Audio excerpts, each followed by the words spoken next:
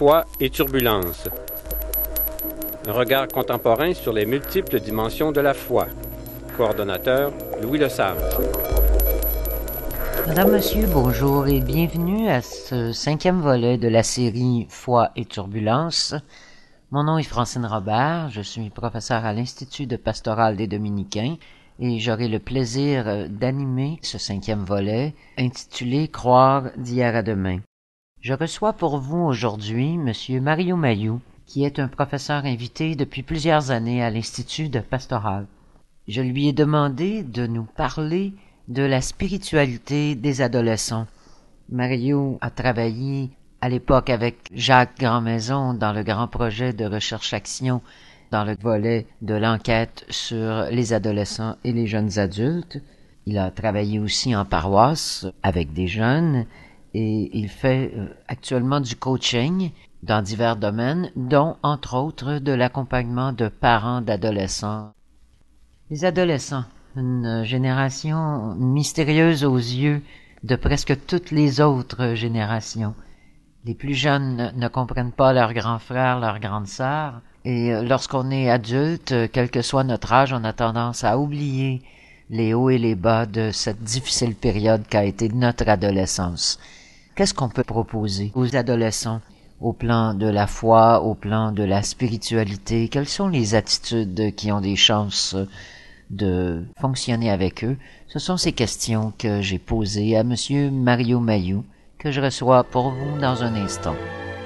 Vous écoutez Foi et turbulence. Aujourd'hui, croire d'hier à demain. Mario Mayou, bonjour et bienvenue à cette émission. Bonjour, merci. Peut-être que pour réfléchir sur la question des ados et de la foi ou de la religion, on devrait d'abord se demander, mais qui sont les ados aujourd'hui? Comment ils vivent? Comment ils pensent peut-être? Oui, question essentielle à aborder lorsqu'on veut s'approcher des ados et lorsqu'on veut que la relation soit des plus fluides. Parce qu'il y a différents types de relations, mais si on la veut les plus harmonieuses, il faut absolument savoir à qui je m'adresse, de qui je suis en train de me faire proche. Si je veux être capable de me faire proche de l'autre, qu'on appelle adolescent aujourd'hui entre nous, là, je dois savoir de l'intérieur qui ils sont.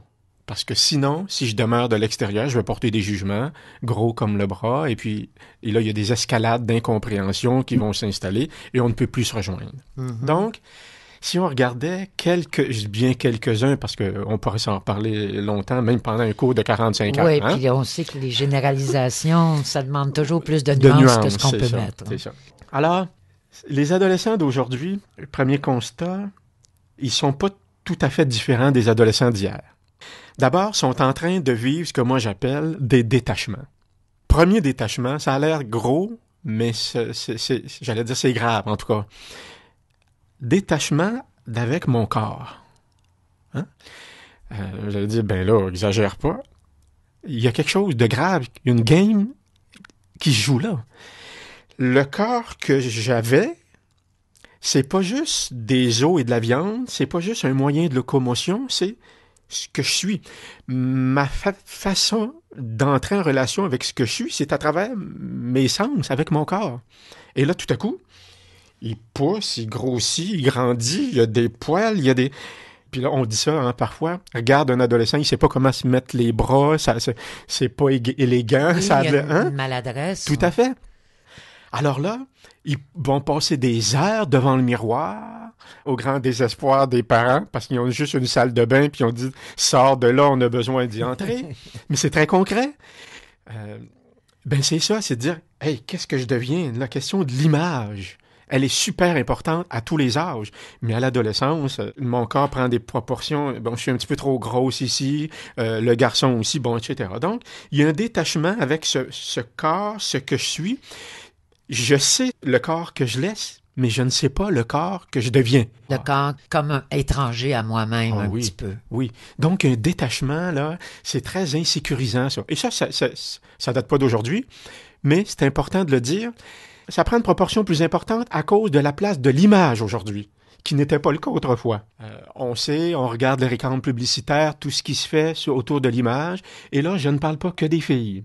Les garçons aussi. Oui. Hein, les marques de sous-vêtements qui doivent apparaître, la casquette nouvelle marque, etc. Donc, l'image, c'est un phénomène important, encore plus aujourd'hui que ça ne l'était. Donc, ce détachement-là, pour moi, même s'il existait depuis 2000 ans avant Jésus-Christ, aujourd'hui, il y a encore plus d'ampleur et d'importance. Et faut-il se rappeler, Mario, que ceux qui créent l'importance de l'image, ce ne sont pas les adolescents, mais les adultes? Voilà, voilà. Donc, premier gros détachement, le corps. Vous disiez, il faut les comprendre de l'intérieur. Est-ce que pour nous aider à comprendre ça, on ne pourrait pas se rebrancher sur notre propre expérience de maladie, où on a l'impression que notre corps nous trahit, qu'il n'est pas le corps fiable avec lequel on a toujours fonctionné? Ça nous aiderait peut-être à les comprendre de l'intérieur.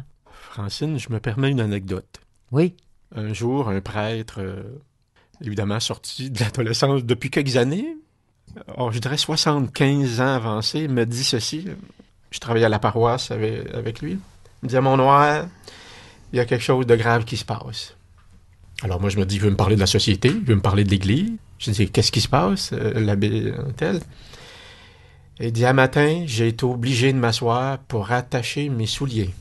Je dis, oui. Vous êtes fatigué? Vous avez moins bien dormi? Il dit, non.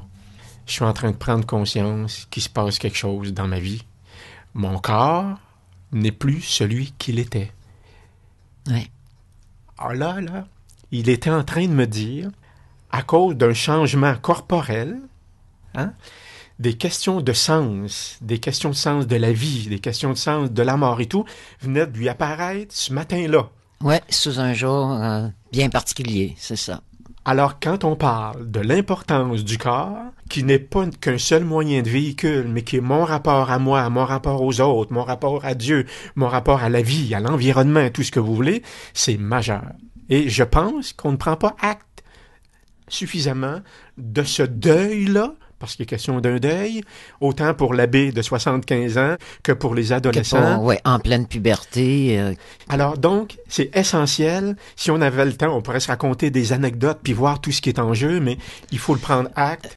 Premier détachement essentiel. Je peux pas en faire fuir.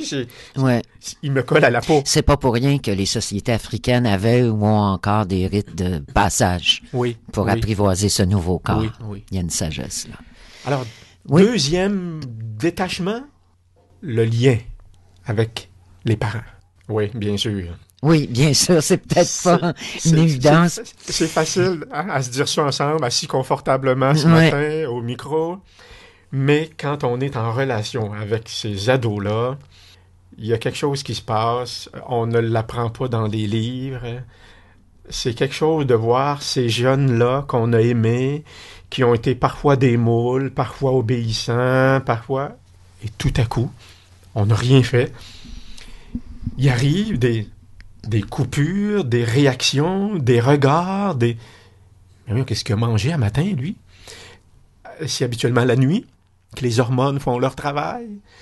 Et là, un bon matin, on ne retrouve plus celui qu'on a laissé la veille. Le jeune doit, inconsciemment, couper le type de lien qu'il, dans sa tête, l'infantilisait. Il a besoin de couper ça pour pouvoir se regarder, lui, et devenir ce qu'il est. Arrêter de regarder le parent qui m'aime, qui me nourrissait. Il a encore besoin de lui pour le nourrir, on s'entend, là, mais... Et c'est une des craintes des adolescents, de revenir en arrière. Et c'est mon travail, c'est de leur dire, tu ne pourras plus entrer dans tes vieux habits, n'aie crainte. Mm-hmm. Ça, c'est rassurant pour lui. Mais le parent, inconsciemment, il voudrait qu'il le retrouve. Je me souviens d'un évêque qui disait ceci. J'aimais ça, la confirmation en 5e année. Parce qu'ils étaient fins, ils étaient gentils, Mais maintenant qu'on met ça en 6e année ou secondaire 1, ils sont moins gentils. C'est intéressant, ça. Ils sont moins obéissants. Voilà. Qu'est-ce que je vais faire avec ça? Je dois faire plus attention à ce que je dis. Ce sont plus des bénis oui-oui, etc. Donc, le défi pour les parents, ce sera de dire ou de manifester à son enfant qu'il l'aime, mais de le dire et de le manifester autrement que de la façon qu'il avait l'habitude de le faire depuis sa naissance. Ouais. Alors, imaginons ça. Un ado à la maison, ça sonne à la porte, il y a un de ses chums qui arrive, et l'ado doit quitter. La mère ou le père arrive devant l'ado, l'embrasse, puis il disait, bon, oh! Drame, Ouais. épouvantable. Mhm. Ben oui, mais j'ai toujours fait ça. On ne peut plus faire ça maintenant. En tout cas, pas en public. Surtout pas.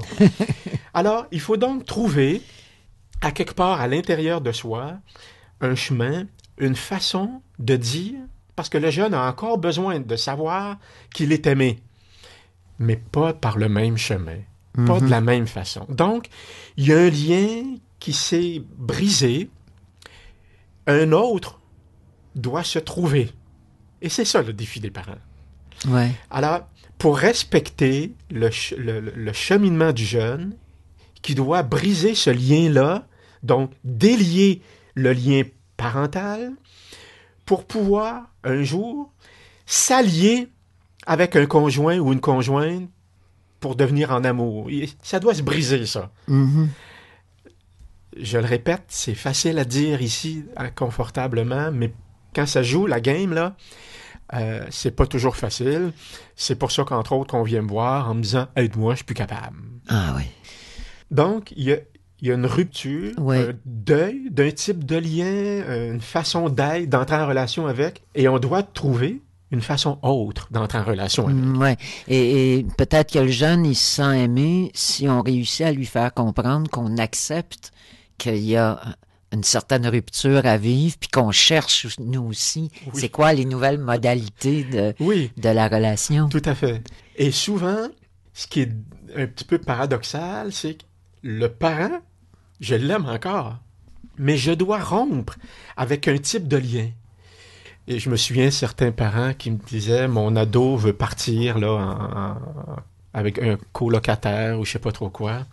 C'est l'enfer dans la maison. J'ai assez hâte qu'ils partent, on ne s'entend plus. Je dis, ben oui, mais pour réussir à partir, faut qu'il y ait une mésentente, sinon je resterai. C'est plus facile de quitter quelqu'un qu'on aime en disant que c'est des ci et c'est des ça et c'est des pas gentils et c'est des pas fins, que de dire je les quitte, mais je les aime donc puis j'étais bien avec. C'est bien trop difficile.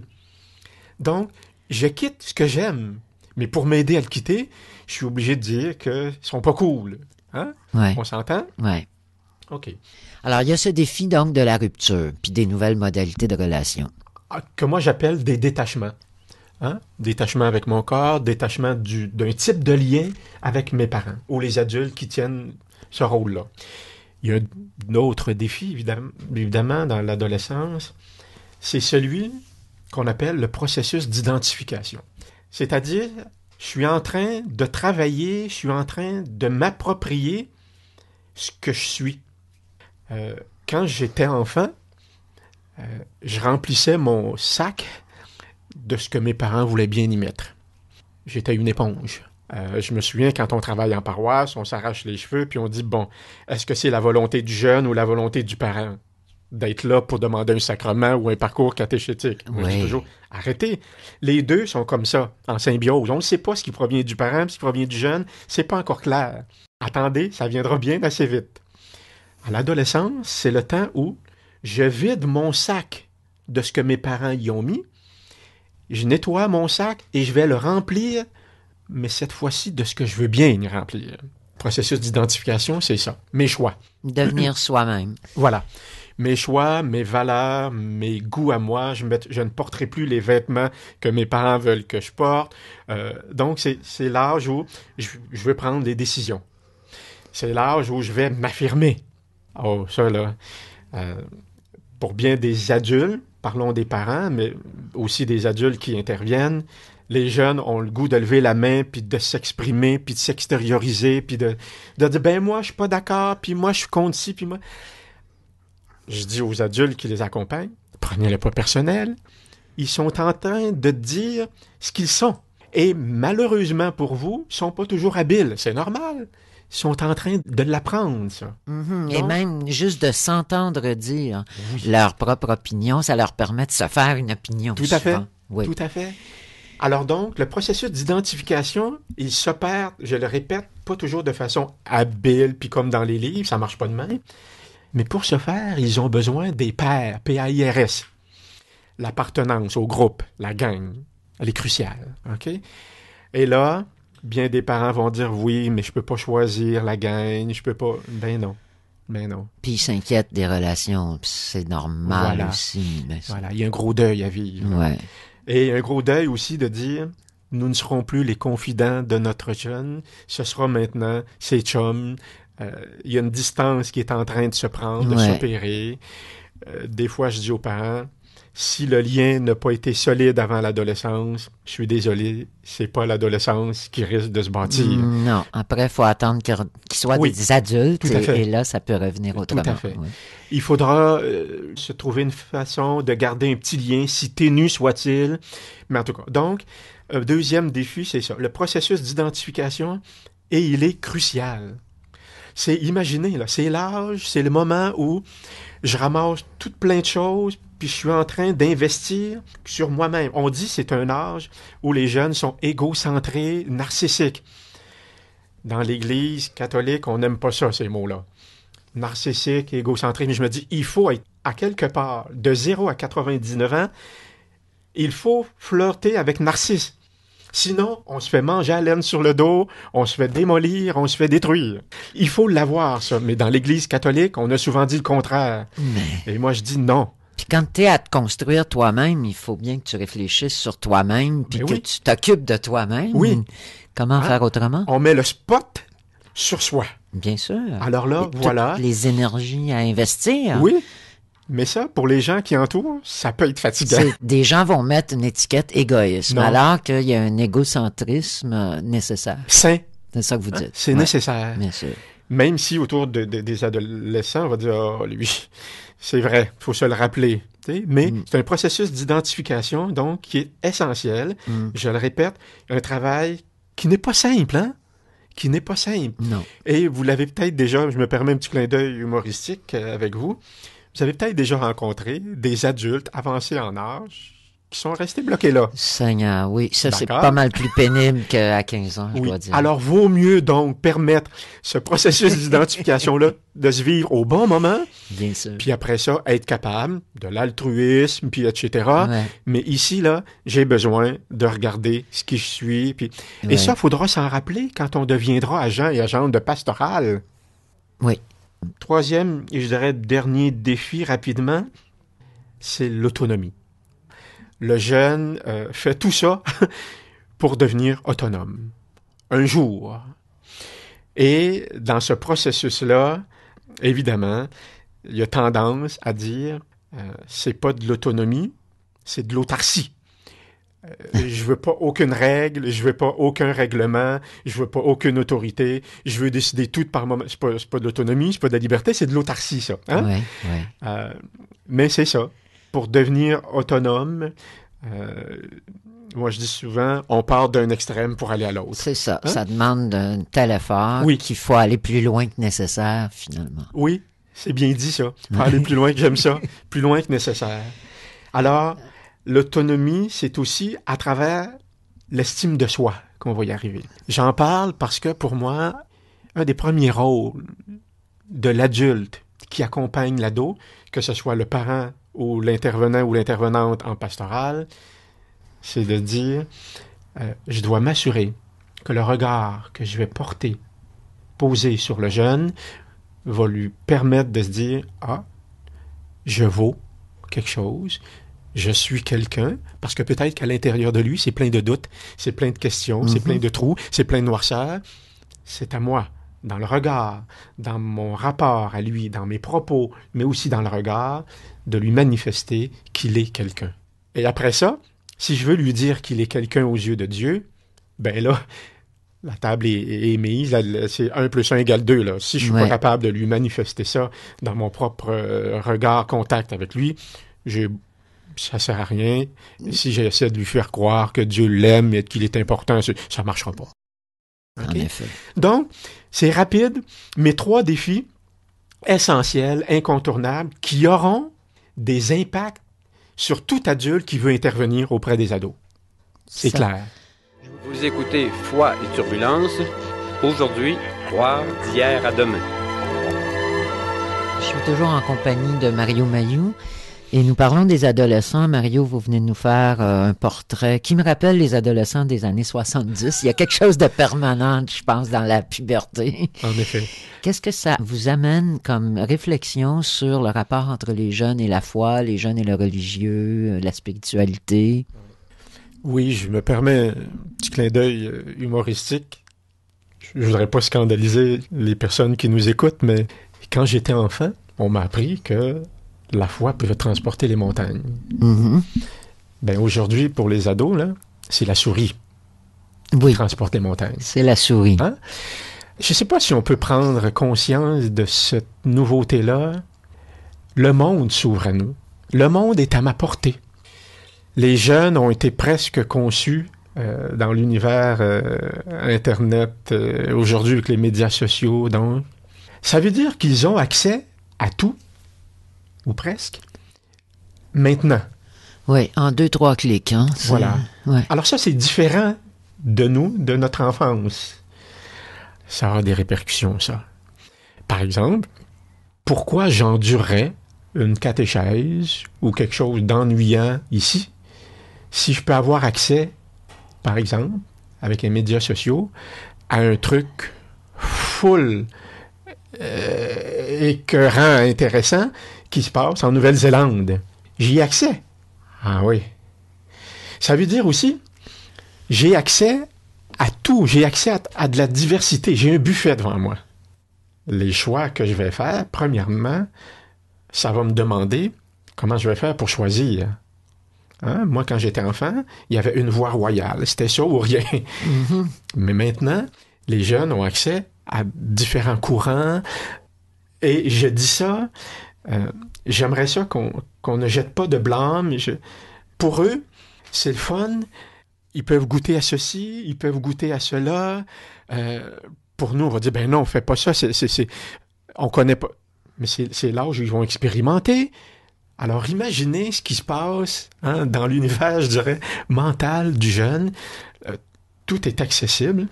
Et là, va falloir, moi, que je l'accompagne dans un chemin qui va lui permettre de trouver du sens à sa vie. Mm-hmm. Excusez-moi, là, mais le défi n'est pas le même. Parce que c'est de ça dont il s'agit. Il y a au moins 2 écoles de pensée ici. Première école qui dit, à l'adolescence, là, c'est l'âge où ils se foutent de tout, ils coupent tous les ponts. Alors, ça sert à rien de rapporter la religion ou la foi, ils vont de toute façon s'en couper. C'est une école. C'est pas celle où je loge. Deuxième école qui dit, c'est à l'âge, on vient de le voir, où ils sont en train de mettre les balises sur ce qu'ils sont, sur leur façon d'entrer en relation avec les autres, avec l'environnement, avec Dieu, avec leur propre histoire. Ben là, si c'est pas là qu'on va leur permettre de chercher, de douter et de trouver du sens, je ne sais pas où on va le faire. Mm-hmm. À mon avis, on manque un rendez-vous important. Alors, c'est pour ça que je pense, moi, que la question du rapport entre les ados et, appelons ça pour l'instant la quête de sens, elle est essentielle. Essentielle. Maintenant, comment cela se fera-t-il? J'entendais dans une conférence que je donnais dans une communauté religieuse masculine. Je suis le directeur, là, je ne sais pas comment il s'appelle là, dans la structure, là, je suis pas très bon là-dedans.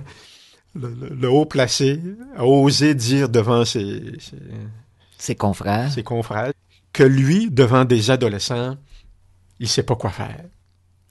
Il sait pas comment s'habiller. De toute façon, il me dit, j'ai toujours mon col romain. Bon, ben, vous savez comment vous habiller. Il y en a quelques-uns dans la salle qui ont levé les yeux en l'air en voulant dire peut-être que s'il changeait de costume, ça aiderait, mais bon. Il sait pas comment s'habiller, il sait pas comment leur adresser la parole, il est inconfortable, puis il est allé jusqu'à dire qu'il en avait peur.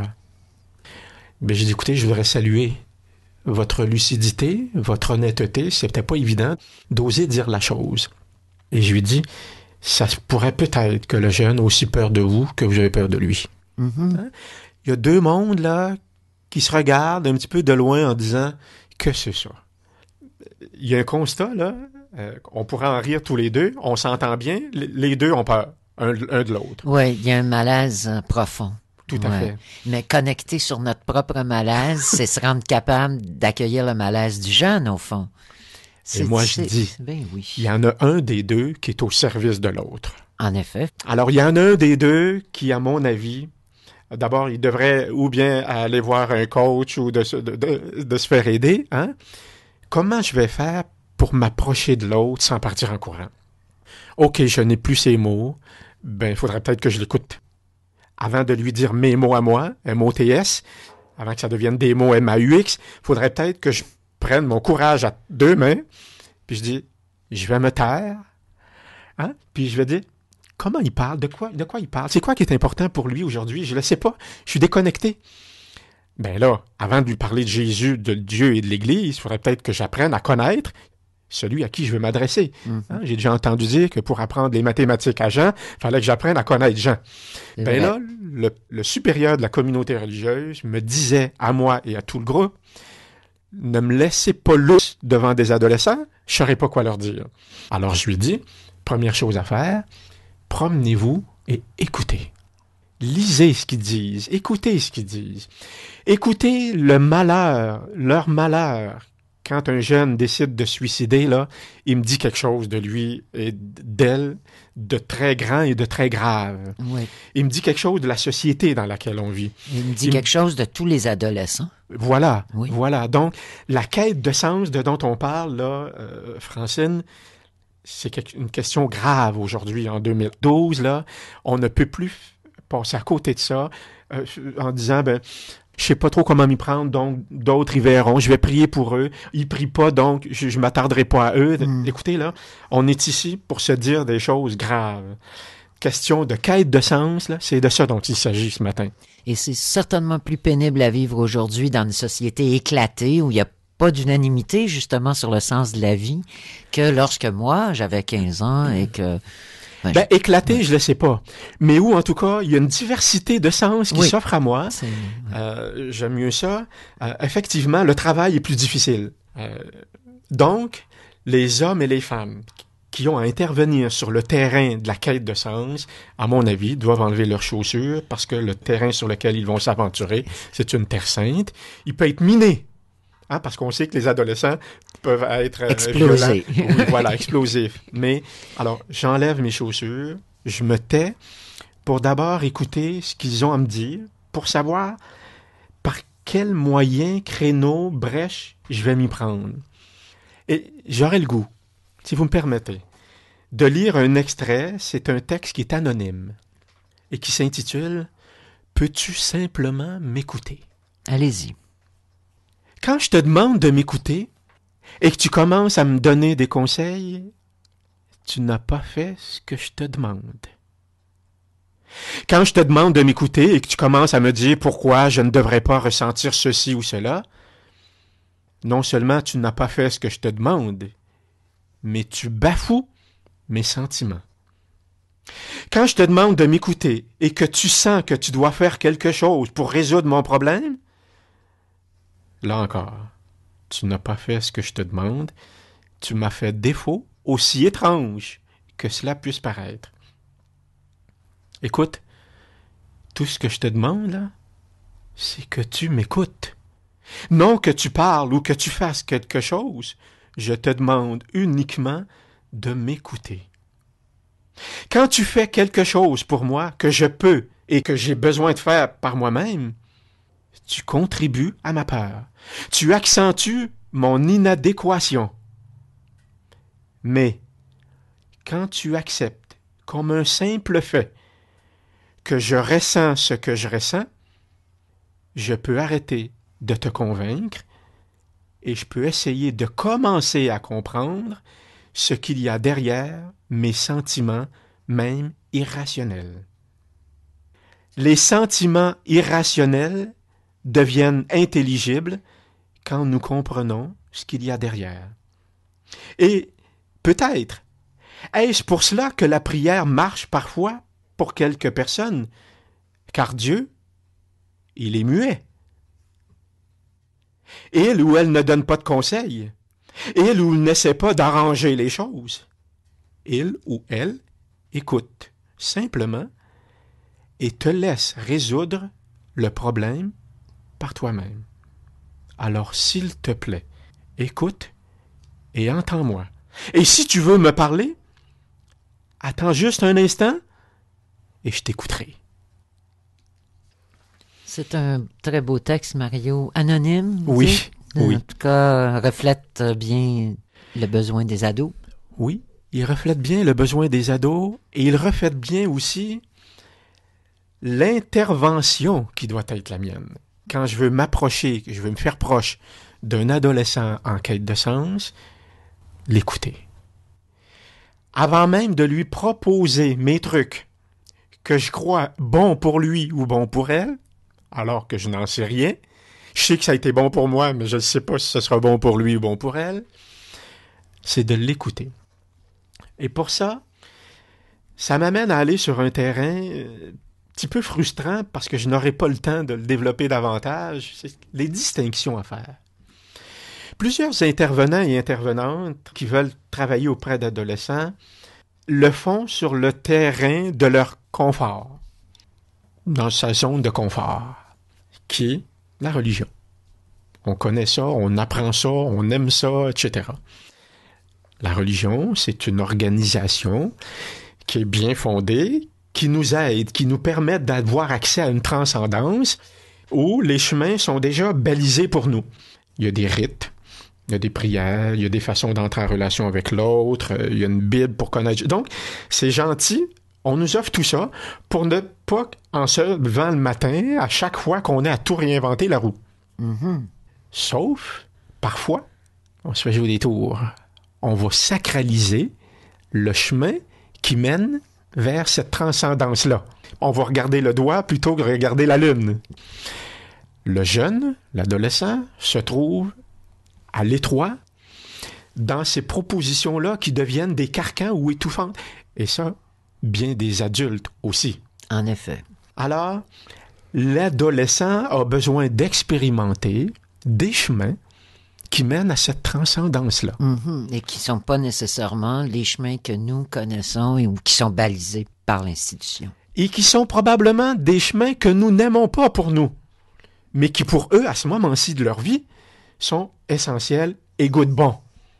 Alors quand je dis, moi, aux adultes que je forme ou que j'accompagne, je leur dis, non, si l'adolescent et vous vous retrouvez sur le même chemin, il y en a un qui est problème. Qui n'est pas à sa place. Qui n'est pas à sa place. Donc, Alors, connaître son propre chemin, puis savoir que c'est pas celui-là qu'il faut pour le jeune. voilà. Ouais. Et que le chemin que le jeune emprunte, c'est pas celui qui est le nôtre. C'est pas le mien, c'est ça. Mais ça, c'est clair. Je veux pas aller sur ton chemin. Je veux pas t'inviter sur le mien. Je respecte là où tu es et tu respectes là où je suis. C'est ça. Puis si je peux t'aider sur ton chemin ou même à le trouver. Ben voilà. OK. Alors, ça évite que l'adulte veuille devenir comme l'ado. Mhm. Hein, parce qu'il y a eu une vague à un moment donné. On voulait parler comme l'ado, on voulait s'habiller comme l'ado, on voulait... Non. Laissons l'ado être ado, puis nous jouons notre rôle d'adulte. Hein? Donc, on ne pourra pas aller plus loin, mais dire le chemin de la religion n'est probablement pas le meilleur. Il faut donc faire un deuil, nous. Oui. Hein? Que de voir plein d'ados dans nos trucs religieux, là, ça fait image. On aimerait ça, avoir une belle photographie avec des ados dans nos affaires. On pourrait dire, wow, ça marche, je l'ai, je pogne, excusez l'expression, mais auprès des jeunes. Ben là, si on fait ça, c'est notre image à nous qu'on veut flatter.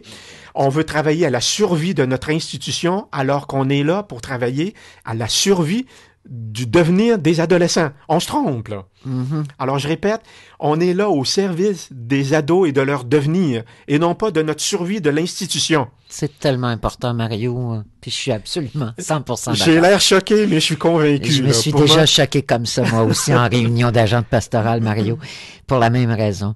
Ça veut dire, donc, au fond, ne pas décider à l'avance les modalités de leur rapport à Dieu. Parce que c'est bien de ça que vous nous parlez. Oui. Et plus on permettra à ces jeunes-là d'entrer en relation avec ce qu'on appelle dans notre jargon à nous des témoins, donc des chemins différents, il y en a qui ne nous nourrissent pas, mais eux, tout à coup, vont dire « Ah, wow! » Ils ont besoin d'en avoir plein. Puis après ça, ils feront leur propre choix. Ils pourront développer leur spiritualité, ils pourront développer leur chemin, je le répète, il n'y a pas d'autres mots, qui seront dans lesquels je me retrouve ici, ça fait du sens pour moi et j'ai le goût d'investir dans ce chemin-là. Et c'est comme ça qu'on va les rejoindre et les accrocher. Oui. Donc, j'ai dit un deuil, il y a une démaîtrise ici. Ça, c'est dur. Moi, j'ai été nommé agent et agente de pastoral parce qu'on reconnaît que j'ai une belle foi, que j'ai une belle formation, puis que, bon, je suis pas tenté, hein, je dois savoir. Et là, je me retrouve devant des adolescents, puis Mayou me dit, là, que non, je dois vivre la démaîtrise, j'ai un deuil à... Ce n'est pas évident, ça, Francine. En effet. Puis le pire, c'est l'agente de pastoral dont les adolescents décident qu'ils vont plus à la messe, moi j'en ai connu, hein. Et quelle sérénité ça demandait à ces femmes de dire, ben c'est ça, mon chemin c'est mon chemin et le sien c'est le sien. Oui. Et j'admirais ça. Mais les paroissiens se disaient, ça doit pas être une bonne agente de pastoral parce que son garçon va pas à l'église. Mais c'est un temps, l'adolescence. Ça dit rien de ce qui va être adulte, hein? Et les marguilliers vont dire, ce n'est pas une bonne agente de pastoral, elle ramène pas les jeunes à l'église. Voilà. Ah, c'est de ça dont on se parle. Ça va être le critère pour les évaluer. Quelle horreur. Ça n'en est pas un. Ça n'en est pas un. Alors là, tranquillement, on s'amène sur ce qu'il faut si je veux travailler avec et auprès des adolescents. Mais on doit se dire quelque chose qui n'est pas agréable, mais au sujet de la foi. J'espère ne pas scandaliser personne, mais on a un effort à faire ici au niveau de la formulation de la foi pour aujourd'hui. Je m'explique. À moins que je me trompe, mais quand je lis la Bible et que je mets ça en parallèle avec un petit peu d'histoire et ce que les sociologues aussi peuvent nous apprendre, la foi a été formulée dans un contexte qui n'est pas le nôtre. On était dans un contexte de pauvreté. Je dis pas que les gens étaient pas intelligents, là, mais de pauvreté, de moyens, pauvreté matérielle. Bon, quand on est dans un contexte de postmodernité, en tout cas qui est le nôtre, où on a accès à tout, oui, il y a encore de la pauvreté, j'en conviens, mais les moyens technologiques sont là. La science, écoutez, nous a fait faire des pas de géant. Ouais. Et un idéal social d'abondance et de richesse, oui, même pour les oui, pauvres. Oui. Je ne peux plus présenter Dieu, je ne peux plus parler de la foi comme autrefois. On dit même que des peuples, des sociétés, des pays émergents, où Dieu est encore très présent, la journée où ils auront atteint un PNB équivalent au nôtre. Vous connaissez le reste de la phrase. Ouais. Dieu sera peut-être mis un petit peu de côté. Ouais. Hein? Alors moi je dis, c'est pas juste une question de foi, mais il y a aussi une façon de dire, j'entends dire parfois que pour parler de Dieu et de l'Église et de l'Évangile, il faut que ça soit rimé au mot pauvreté. Oui et non. C'est comme de dire aux riches, aux personnes bien nanties ou qui ont réussi dans la vie, vendez ce que vous avez parce que pour vivre de l'Évangile, il faut que vous soyez pauvres. Donc, on accepte votre argent à la condition que ça nous serve. Moi, je dis, il y a une façon de dire Dieu quand on est en santé, riche, debout. Pas juste quand on est pauvre, triste, puis qu'on s'en swing. Je veux dire, il y a quelque chose là qu'on a à découvrir et à développer qui n'est pas fait. On va-tu y parvenir un jour? Alors, les adolescents arrivent là-dedans, dans un univers où tout est là pour eux. L'abondance, les technologies, ils ont soif de découvrir. Et on va leur proposer un Dieu qui, à mon avis, est véhiculé par une foi qui n'est pas propre au contexte qui est le nôtre aujourd'hui. Ça ne marche pas. Excusez mon cri, là, mais ça ne marche pas. Ben, c'est bien de ne pas avoir la langue de bois, Mario. J'apprécie. Merci. Écoute, de toute façon, Vatican II en était déjà conscient qu'il fallait faire une mise à jour, puis on est loin de l'avoir terminé. C'est mentionné ici à presque chaque émission, quel que soit le sujet abordé. Donc, on peut perdre conscience de temps en temps. Hein? Alors, Vatican II en était conscient, mais là... Oui, on a encore pas mal de chemin. Oui, ça nous donne du travail. C'est bien. Hein? Alors, aussi bizarre que ça puisse paraître, que quand je dis que pour aborder le chemin de la foi ou de la spiritualité avec les ados, il y a au moins trois données, entre guillemets, à considérer. Les ados d'une part, qu'est-ce qu'on met sous le mot foi ou quel est le chemin le plus approprié? Ouais. J'ai osé dire spiritualité. Et même ce qu'on met sur le mot Dieu. Oui, tout à fait. Ouais. Et la troisième donnée à considérer, incontournable, c'est l'adulte. L'adolescent ne devient pas ado ou adulte tout seul. Ben en fait, oui. Il est tout seul à faire le travail. Je suis tout seul à naître, mais il y a des hommes et des femmes qui y ont vu. Alors je ne deviens donc pas ado tout seul. Et il y a des attitudes, il y a des comportements, il y a des mots qui peuvent freiner des ados, comme il y en a d'autres qui peuvent leur permettre de galoper, de s'ouvrir et de devenir ce qu'ils sont. Hein? Depuis qu'on se parle, en fait c'est surtout moi qui parle, depuis qu'on est ensemble ce matin, j'en ai énuméré quelques-unes de ces attitudes et quelques-uns de ces comportements-là. Dont l'écoute.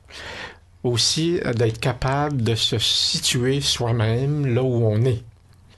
Je n'ai pas, pour plaire à l'ado, à l'imiter. Il y a quelque chose qu'on n'a pas compris. Les ados développent une façon de communiquer qui leur est propre. Ben nous, les adultes, pour s'en approcher, on l'apprend. Ben là, ils vont devoir en développer une autre parce qu'ils veulent se distinguer. On n'a pas compris. Mm-hmm. Hein? Alors, donc, j'ai besoin de savoir où je me situe. Vous savez, je me permets à la blague, les adultes, on souffre un petit peu d'amnésie. Hein? On a oublié qui on était. On a oublié les moules qu'on a eu besoin de briser. Mais là, maintenant qu'on est de l'autre côté, on s'imagine qu'il faudrait que ce soit tout cool. Et puis, non, ça marche pas comme ça. Donc, ces ados-là ont besoin d'avoir des adultes qui se tiennent. Pas du mou, excusez, là, mais le manger mou, ça sera plus tard, là. Mais pour l'instant, ils ont besoin d'avoir des adultes qui se tiennent. Ça va sembler paradoxal, mais ça ne l'est pas. Qui vont permettre aux jeunes de rêver. Parce qu'ils ont une nouvelle disquette maintenant, à l'adolescence, qui leur permet de réinventer. Et je me dis, mon Dieu, que l'Église a besoin de ça. Hein? Nous, les cadres qui sont croches, on ne les voit plus, mais eux, ils les voient. Ils sont très sensibles à ça. Alors, on a besoin, donc, d'avoir des rêveurs, puis eux, ils ont besoin d'adultes qui leur permettent de rêver, puis de dire, c'est incohérent, telle chose, c'est pas juste, ils ont le flair pour ça. Donc, leur permettre de rêver. Mais en même temps, si on ne leur permet que de rêver, c'est la pensée magique qui s'installe. Alors, il faut aussi dire, concrètement, descends sur terre maintenant, comment on pourrait s'y prendre? Qu'est-ce que tu nous proposes? Alors, voyez-vous, de rencontrer ces adultes-là qui disent, mon Dieu, sont-tu à jeun? J'aurais jamais pensé ça. Mais oui, c'est en ébullition, c'est l'effervescence, de la création. Ils sont co-créateurs, ils le prennent au sérieux, ce rôle-là. Ben, je me dis, tendons-leur la main, puis dire, ben, viens voir avec moi. Mais en même temps, dire, OK, la persévérance, c'est pas leur fort, on va regarder avec eux par quoi on doit passer, comment on fait ça, un projet de vie, comment... Donc, réalistement, rêver, éveiller. Donc, ils ont besoin de ça. Est-ce que j'ai ce qu'il faut, moi, pour leur donner assez de cordes, mais pas pour se pendre, pour galoper, pour s'éloigner de moi, de ce que je suis, de ce que je pense, mais en même temps en disant, regarde, on peut pas faire ça n'importe comment. Il y a des règles, il y a des façons de fonctionner. Ça marche pas. Goody, tu vas te faire mal. Je voudrais pas que tu te fasses mal, mais tu as besoin de mettre ton doigt ou ton... Vas-y, mais je suis pas loin si tu as besoin d'aide. Et okay. Ça peut pas être tout et tout de suite. Non. Mais faut quand même rêver à tout. Est-ce que je suis quelqu'un, moi, qui inspire cette confiance-là en disant, vas-y, je serai pas loin? Tu sais, Mario, c'est pas pour rien qu'il y a une majorité de jeunes dans le mouvement des indignés. Hein? Il y a beaucoup d'adultes qui sont d'accord avec ça depuis des années, mais c'est des jeunes que ça choque assez pour dire on fait quelque chose. Tout à fait. Et il faut qu'ils puissent peut-être rêver que ça va changer. Oui. Puis j'espère bien que ça va changer. Oui, moi aussi. Et en même temps, ils ont besoin, ces ados-là, de voir des hommes, des femmes, qui leur disent qu'est-ce qui m'aide à me lever chaque matin et à me tenir debout envers et contre tout? Parce que sinon, dès la moindre petite déception, je tire la plug? Non. On le voit. Oui. Alors, ils ont besoin de voir des hommes et des femmes qui s'émerveillent encore, qui rêvent encore, qui aiment, mais qui sont aussi aux prises avec des déceptions. La vie est faite de blanc, de noir, de gris, de failles, mais c'est à travers la faille que la lumière advient. Hein? C'est beau, ça. Leonard Cohen. Voilà. Oui, ça serait une belle chanson, ça. Mais les jeunes ont donc besoin de ça. Parce que sinon, il va leur manquer pour devenir un adulte. Vous savez, je le dis comme ça, mais si on donne trop tout aux jeunes, dès qu'ils n'auront pas ce qu'ils cherchent, ils vont s'effondrer. Alors, donc, je reviens là-dessus, trouver des adultes qui sont capables de dire leur espoir, leur espérance, leur amour de la vie, malgré tout le reste. Et ça, moi, j'ai eu la chance d'en rencontrer. Je m'en souviens, autant dans ma famille que dans mes éducateurs. Ceux-là, quel souvenir mémorable j'en garde.